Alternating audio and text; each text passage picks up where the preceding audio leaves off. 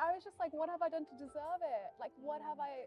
Just realizing I can't abuse my body in the same way. You know, it got to the point where I was like, I have to do this. If I want to continue climbing and if I want to continue setting, Yeah. I have to get surgery done. I was out for like 2 months completely from climbing, and I was actually going to go out to the World Cup the week after. I'm feeling stressed nice. just hearing about I'm this. feeling stressed thinking about it. Hi, it's Xian. And Dipi. We're here today at the Font Wandsworth, and we're here today to talk about injuries. Yeah. Because we're both injured. Same leg as well. Is it? Yeah, it's the right right. leg. Yeah. Oh yeah. You did a thing. Right. Left. But yeah, both are injured. So we thought it was an appropriate time to do this. We should start with you. Tell us about your injuries. All of the injuries. Yeah. Okay, so I've had like a mixture of injuries and like health conditions.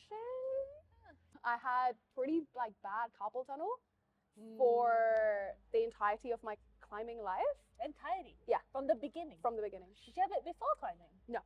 Okay, so with carpal tunnel, if you don't know about it, it's basically nerve impingement. So my median nerve that goes through this like little tunnel here, it was getting trapped. And yeah, so I'd just get like really bad pain, like my numbness in my fingers and tingling sensation. So it got pretty hectic pretty fast once I started setting. I think that was like the big turning point in the severity of the condition. On your drill hand? Both hands. Both hands. Last year, it got to a point, like end of 2023, going into 2024, it affected, I'd say, my sleep like at least a couple times a week. So a couple times a week, I would like wake up in the middle of the night in pain. And in the mornings, like my hands would be really stiff as well.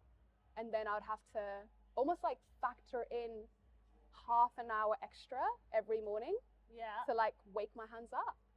So I'd just sit with an ice pack on my hands. And then I'll go for like a set day or... And then you go for set day. Yeah.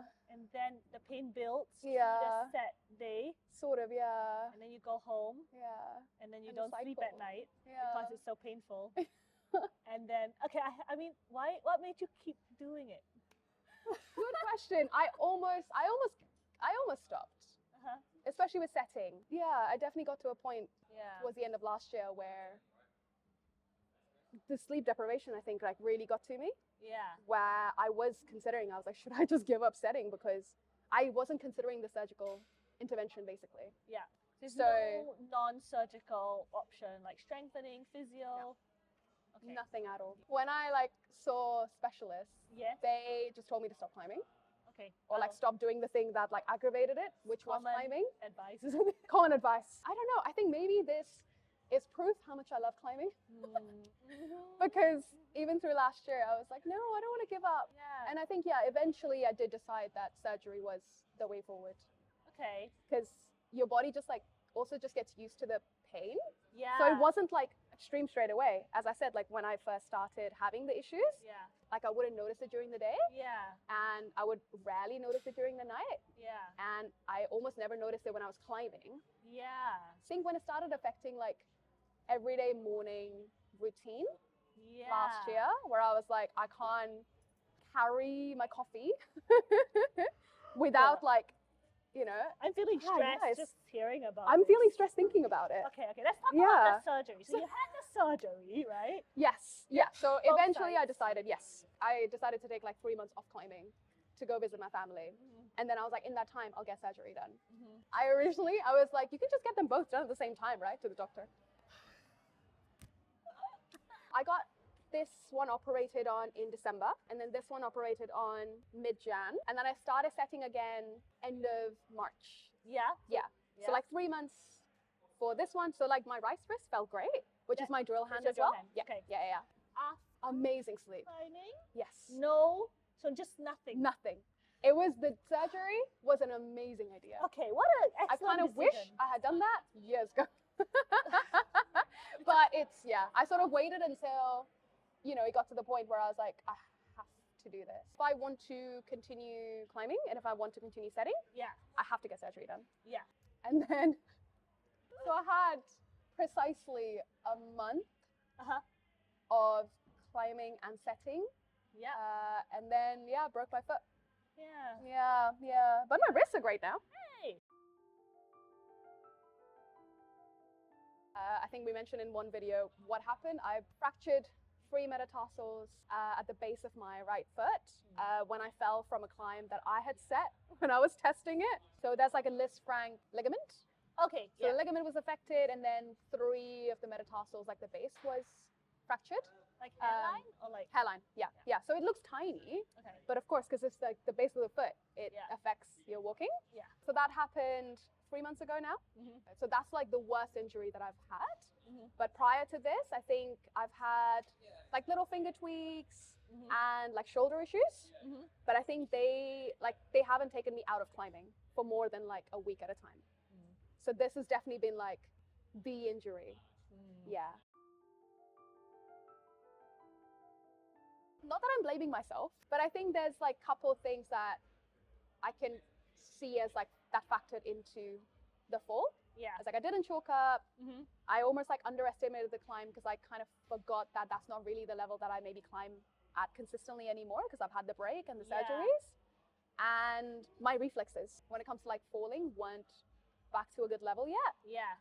So I didn't have enough time. Yeah, I think so. Yeah. It's like often it's probability. You Yeah. know? And it's like the more things are stacked against the probability, then like things happen. I feel like I get injured when I am tired, when I'm doing a bit too much, when you're just doing something a bit different. But it's never just one factor. It's like I was tired, I didn't sleep well, and then I did a bit too much. Yeah. And then just like the body, there's something I think holistic that just kind of goes, oh, I'm a bit tired now. Yeah. So it could be, I don't know. That's when I get injured. I think it's definitely, it makes sense. Yeah. It makes sense, yeah. Because a lot of times, like I've heard from, or like I've seen on Instagram, you know, climbers being like, that was my last climb of the day. Or It's like always because you're tired. Yeah. And you don't realize how tired you are. Yeah. I used to get injured a lot, and one of the things that really helped me get out of that pattern is actually having one less goal. Just always finish strong. Yeah. Don't climb till I'm super tired. Yeah. Just leave feeling like you have more to give. And I sort of do that a bit more now. Actually, then I think about it, because that day when I hurt my leg, actually, it was also a combination of factors. Because I drank too much wine the day before. I was a bit stressed because it was quite a full week coming in. Yeah. So I was thinking, and my head was quite full of like all the things I did to do that week. And then I already done my project and tried quite hard. And they were still like trying reasonably hard climbs. And I just think that my focus was not there entirely for on the that difficulty. Time. Yeah. And then that's how I didn't clock it. I was like distracted. That, you know, that all makes sense because so the day that my injury happened, this was my 3rd day in a row of setting. And I was going to have a 4th day. So it was going to be back-to-back 4 days. And the 2 days before, I was actually in pool. So it was all the travel as well. So I was physically quite tired. Yeah. Definitely and you just got back into setting at that point. Yeah, I'd had like a month of setting. Again, this all makes sense as to like why I got injured when I did. Even though I didn't feel like I was pushing myself too hard, my like try hard had shifted. Capacity. My capacity has shifted for sure in that time. Yes. I know. Before the surgery, how often would you set? At least twice a week. Would you ever? Often back-to-back days. This year was when I decided to go fully freelance. So this was, I guess, my first time experiencing like full-time setting. I see it. I know. So you usually set 2 times a week. 4 months out. 4 months out of climbing and setting. You came back on your first month and you were doing 3 days a week. It was the 3rd day in a row. It was the 3rd day in a row. Intention to do 4 in a row. So that's like double. I don't think the probabilities were good there. No. Okay. I don't think so. Okay. Feel like as a friend, I have to be like, maybe don't do that this time when you come back. No. I'm not. I don't think so. Yes. Okay. What about you though? I'm intrigued. Me. My injuries. Well, I've got my leg injury, just this muscle in the back. the popliteus, the muscle that straightens the leg. Okay, yeah. Yeah, it was in the last video how I hurt myself, if anyone's interested. I've just been doing my rehab. It's a muscle strain. Yeah. And like I've just had a lot of injuries in my time. I feel like I know the drill. Rest. Yes. First. Yeah. And then gradually load it. Yeah. And then build up the climbing load and then climb. Yeah. That is the process. I think like they're just lessons learned in every step, isn't it? That I've just tried to apply now. I feel like this time I'm really calm about it. I haven't been injured for quite long actually. Yeah. I think I haven't had an injury that took me out of climbing for more than a week since 2018. But 2010 to 2016, I think I had like a recurring shoulder injury that would come back like every year or like every 10 months or something. Oh my God. Yeah, it was really frustrating. Yeah. Did something, did you pull it or? So what I've learned over the years is just that I was just doing too many things badly. Oh, okay. Which is why I kept coming back. Yeah. So I actually, the first time I injured it was, I was just climbing outdoors and I was just too physically cold. In Stanage, there's this quite famous climb called, forgot the name now. Is it the Flying Dutchman or something? It's got a roof. Familiar. And then you do like a jump, like a cut loose for me. Oh, cool. And I was like not used to the UK and like being physically cold, so I didn't have the right jackets. So it was quite physically cold, and then I did this jump, and then my shoulder hurt, which is like kind of classic. Just not warmed up. And then that sort of like calmed down after a few weeks, and I could go back. It was okay. It was just like a muscle strain. But then it just kept coming back. So I think learning that the temperature affects how well I warm up, that was really important for me. The other thing is that I learned I wasn't holding my shoulders very well. So when I was climbing, I was always too passive in my position, kind of like this. And that was really just stressing the shoulder. I was doing a lot more sport climbing as well, so the cumulative load, I think, of just hanging so low was bad. So I had to change my technique on that. I think I had very low awareness also of how my shoulder moved and how to engage my shoulder. So I kind of had to learn that together. And then I would push too hard too often as well, which is what we just talked about. So I was always just pushing to the max. And I don't know, I think I like turned 20 and my body was like, you can't do that anymore. Only 20 and you're like, can't do that anymore. But I started as a teenager, which is a difference. Because I think your recovery is different. Oh, for so I got used to a certain amount of work. And I was like, I just try hard every single day. Just kind of becoming an adult and just realizing I can't abuse my body in the same way. That was big. I had to really learn to stop sooner. To be fair, was when I had hurt my back and I had a disc injury. Climbing? Yeah, kind of, but I think it was overall load. So that was probably the worst injury because I was out for like 2 months completely from climbing because I was training quite hard at that time. So basically I did a set day the day before. Then I did a training session and I was actually going to go out to the World Cup the week after. So I was like training a lot and it was just like I was climbing and then after that my back was kind of sore. And then the next day, and then it just kind of got worse over the next week. So that was definitely, I think, cumulative load. So that was the worst one. But coming back from that, I basically learned that I had no leg muscles. And so I was really stressing the rest of my body when I was climbing because my legs were so weak. So then I had to learn about my leg muscles and my core muscles and how to use all of those things. What else did I learn? There were a lot of things.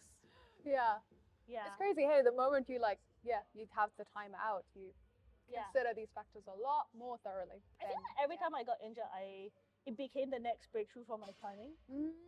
Because it made me learn something about my body that I didn't understand before. And I needed to learn it to get back to climbing. But actually, if I carried on what I learned and applied it to kind of performance climbing, it took me to the next level. And I think now, so I'm not so stressed out about injuries. I used to get really upset about it, but now I'm like, it's okay, because this is going to teach me something that in a year's time, I'm going to be like, that was huge. That's a way to look at it. I think, I've started looking at it in that way now.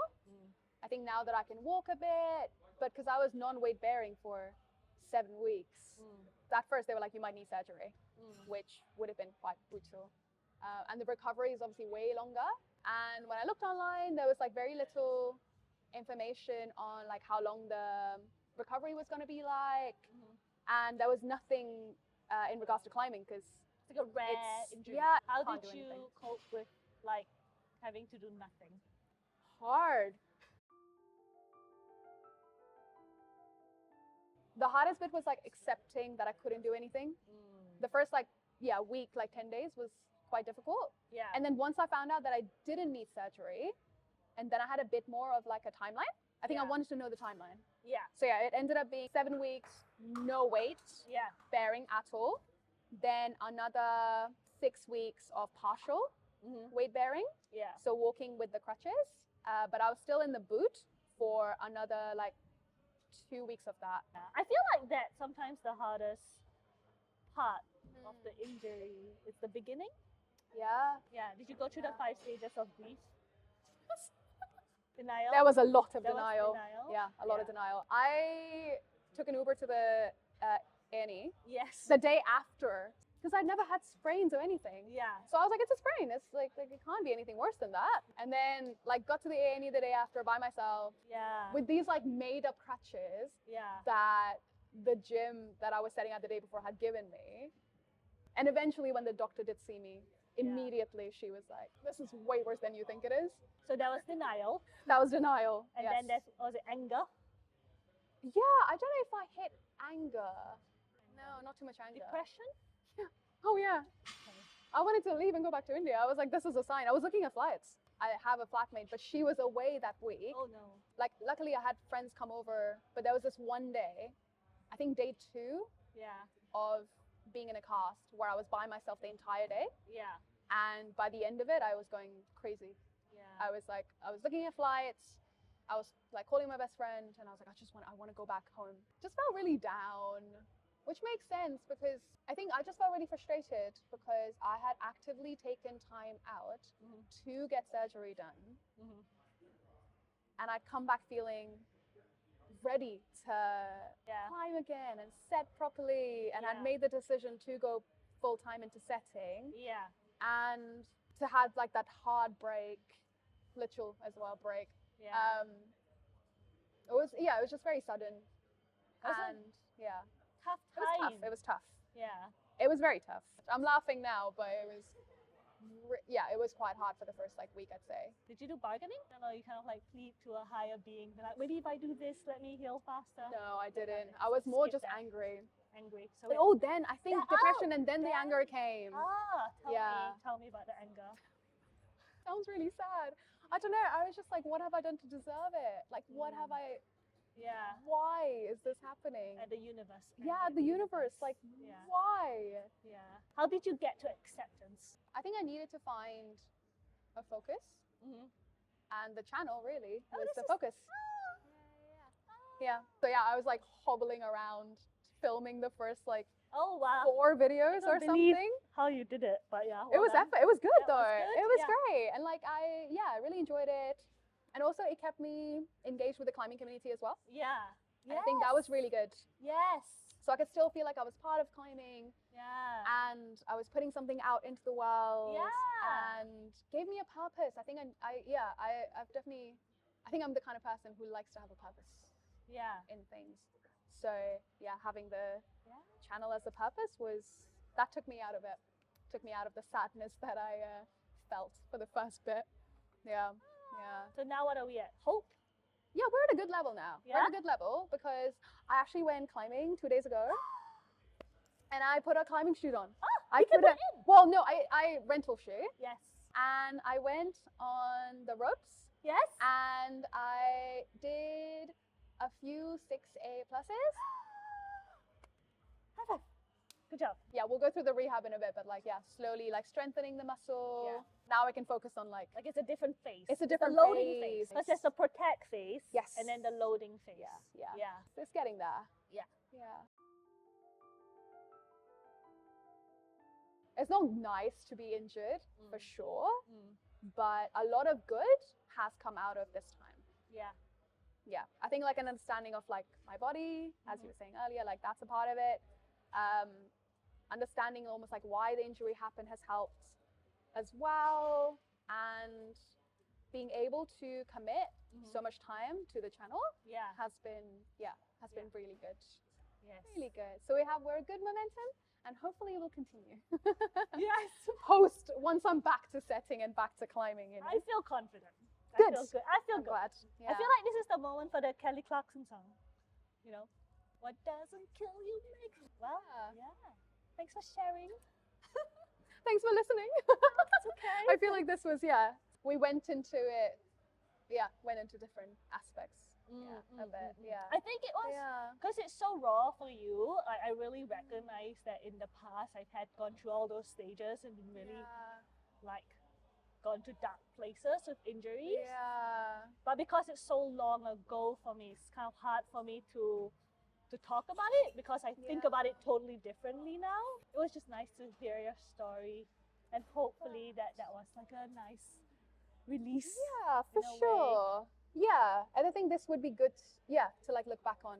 Yeah. Perhaps as well. It's nice that we're doing this video as well, because I was almost like I was hoping to see more like recovery stories and stuff like on Instagram when I first like did my foot, you know, and I looked at like Molly's injury and like her recovery. Obviously it's different injuries. Yeah. And it's completely different person to person for sure. But it's actually quite nice to see how people dealt with it, like mentally, emotionally, especially if your work and your lifestyle is like completely affected by it. Yeah, hopefully this would also be helpful for someone out there as well who's maybe dealing with an injury, or is trying to get back into climbing, or just like not get injured. Yes. You know, or just having to take time out from climbing for any other reason, because I think for a lot of us who climb a lot, it's such a big part of our lives, and being like removed from it has such a big impact.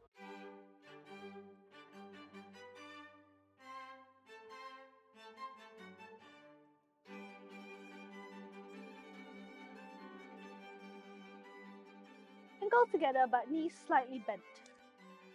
And I have to keep the weight underneath my big toe. Slowly going up, slowly coming back down. This one was my favorite because I could do it lying down as well. So I'll just be like watching Gilmore Girls and doing this. Yeah, it's nice to see. I jinxed it. It's nice to see the progress. Yeah, with the balance like coming back. Yeah, I kind of had a niggle on my foot last year and I didn't rehab it properly, and now it's bugging me. Yeah, I injured like the muscle here. Yeah, I think. And some fast ones. And then this is the weird one. This is hard. I need to lift my big toe, lift my 4 toes, but separately, but like not to splay out on the 4 toes. And mobility. This is good. The mobility is good. It's still there. Which is nice. But yeah, we'll see you guys next time, and hopefully I'll be climbing. Yes.